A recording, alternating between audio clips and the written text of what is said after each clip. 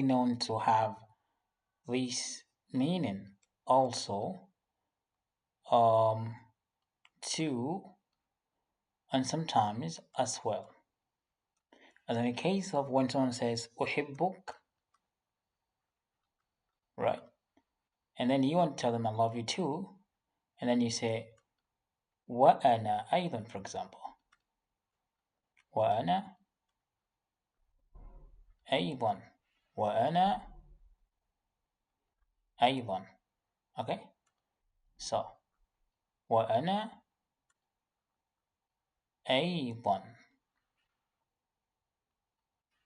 So which means and me too.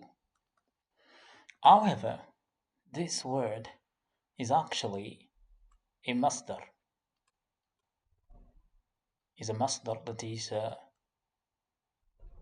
which you can say a gerund. As of English terminology, it's a meta language in English, which means gerund.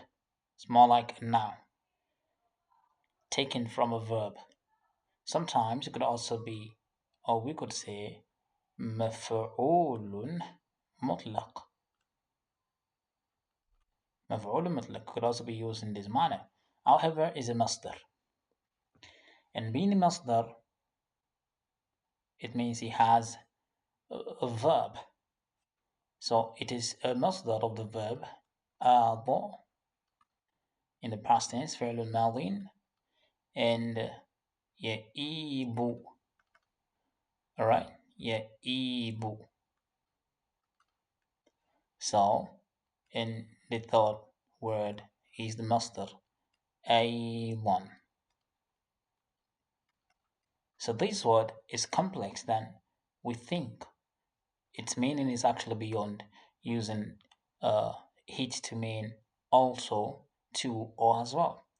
It could also be used to mean returning, or, and that is الرجوع or العودة. That's number one. Number two, it could also be used to mean or to give the implication of changing or transformation. Okay? And that is a tahwil. Okay, so we'll look at each of these meaning and when it could be used as such. So we'll talk about the verb, the past tense verb, الفعل الماضي. This verb أضع is a past tense form of the masdar أيضا, and it could be used in two ways. It could be used as an incomplete verb. Okay, incomplete verb. And by that we mean فعل ماض ناقص. So it could be used as a ناقص, and we could also use it to mean as a complete verb. That is فعل ماض تام. So basically فعل تام, and we could use it as فعل ناقص. So when it is functioning as an incomplete verb, it's going to give us the meaning or the impression of changing,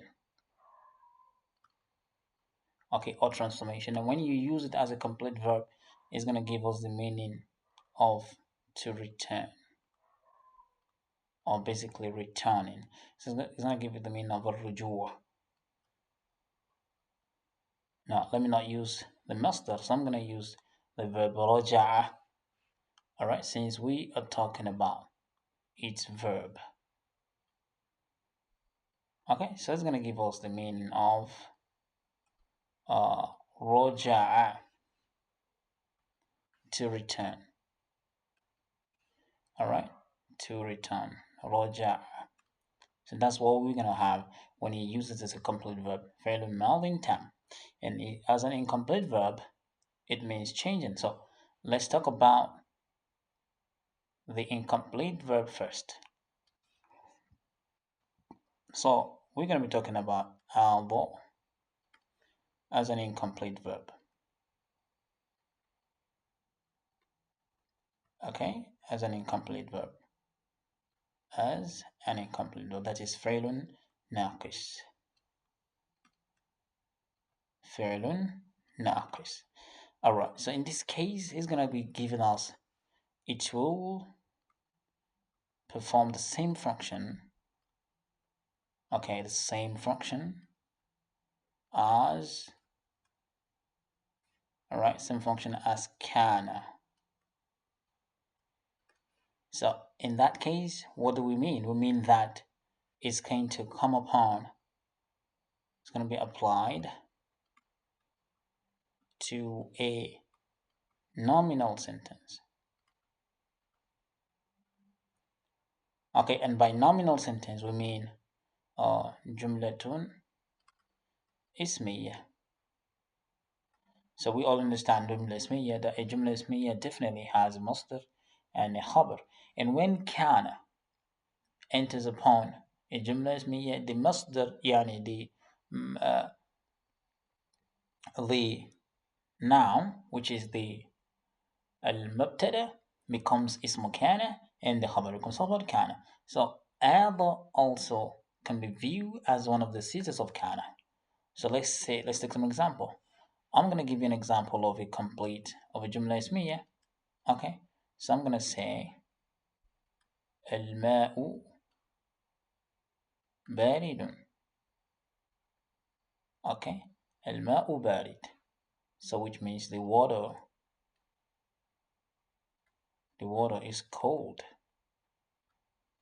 Okay, and of course I want to introduce al, which in this case is functioning like can, and it is entering upon a jumla ismiya. So I'm going to say al الماء.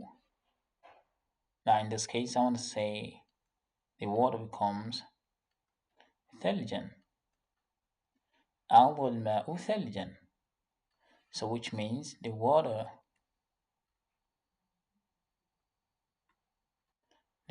changed to ice, or the water became ice. So it's a transformation process. So it gives the meaning of changing or transformation. So in this case, it requires, this is ismu alba and this is khabar alba. Okay, ismu alba and this is khabar alba.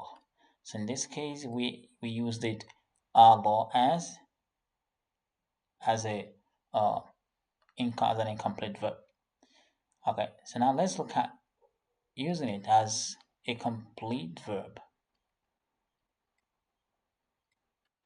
Complete verb, that is فعل تام. Okay, فعل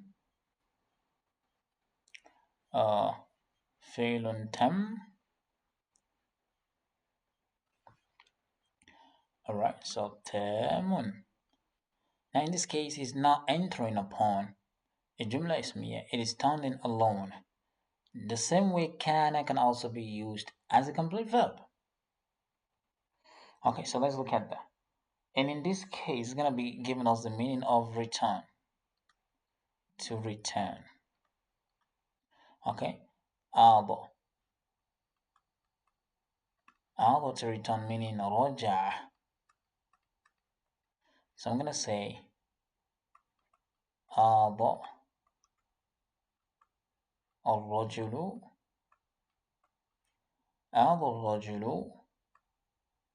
من معمله أيضا. Okay, أعضى الرجل من معمله أيضا, and this أيضا in this case is actually مفعول مطلق. I'm using it as an emphasis. Okay, so I'm saying that the man, the man indeed, returned from his work, from his place of work, place of work. So in this case, I've used it as a فعل تم. So an أيضا here, in this case, is serving because it comes right after the verb أعضى, is serving as a مفعول مطلق. So just like if I say, let me explain to you a little bit about مفعول مطلق. So for example, if I say ضربت الولد ضربا. Okay, yes.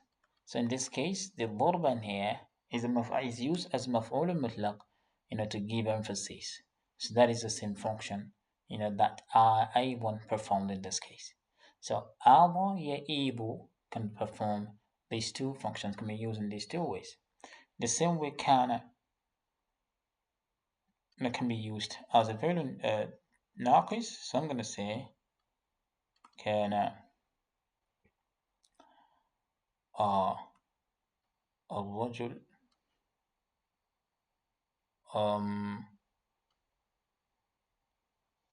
كان الرجل تاجرا. Right, the man was or used to be a trader. Okay, and what I'm using as a فعل تم, I'm gonna say ما شاء الله كان. Okay, وما لم يشأ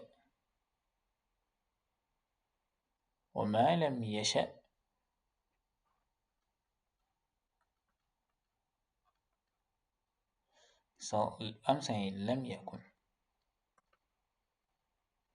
So كان here is used as a فعل تم. Whatever Allah wishes becomes, and whatever He doesn't wish doesn't become, or whatever He wishes becomes, there is, and whatever He doesn't wish doesn't exist, in that kind of way. So in this case, فعل ناقص, and in this case is used as فعل تام. Alright, so I believe we understand the usage of أعضى يعيد أيضا in these two ways. If you're willing to learn Arabic or learn how to read the Quran or an Arabic text, look at the link in the bio and visit our website to enroll yourself. Thank you. Assalamu alaikum.